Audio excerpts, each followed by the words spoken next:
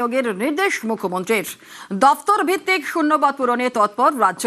সব দপ্তরে কত শূন্যপদ জানতে রিপোর্ট তলব। শূন্যপদের রিপোর্ট জমা নির্দেশ অর্থ দপ্তরের।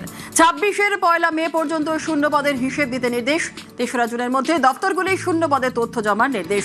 প্রশাসনিক কাজে গতি বাড়াতে সিদ্ধান্ত অর্থ দপ্তরের।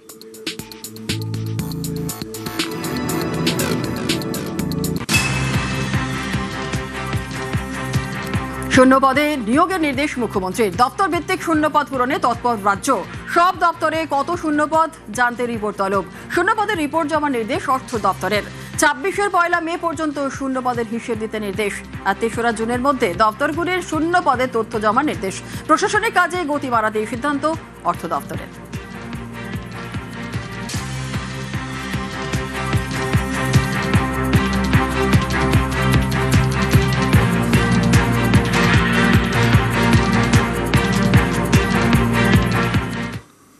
বাংলায় এবার টেক্সটাইল হাব।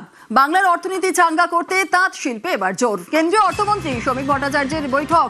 আর বাংলায় টেক্সটাইল হাবের ভাবনা কেন্দ্রের। বাংলায় উন্নয়নের নজর ডাবল ইঞ্জিন সরকারের।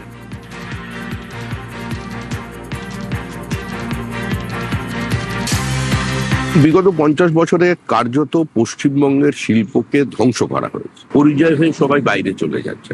পার ক্যাপিটা ইনকাম আজকে সবচেয়ে নিচে এসে দাঁড়িয়েছে। এই অবস্থা থেকে আমাদের বেরিয়ে আসতে হবে।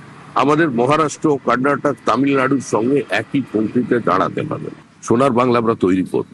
নির্মলাজি পশ্চিমবঙ্গ এই অর্থনৈতিক অবস্থা থেকে কি করে তার উত্তরণের পথ দেখাতে পারেন সে সম্পর্কে তিনি অভিহিত আছেন এবং তিনি বিশ্বাস করেন এই অবস্থা থেকে বেরিয়ে আসা সম্ভব। তার জন্য যা করবার তিনি সেটা করবেন এবং প্রধানমন্ত্রী, অর্থমন্ত্রী, গৃহমন্ত্রী সবাই মিলে আমরা পশ্চিমবঙ্গের এই অবস্থা থেকে নিঃসন্দেহে আমরা অন্য জায়গায় পৌঁছে দিতে পারব।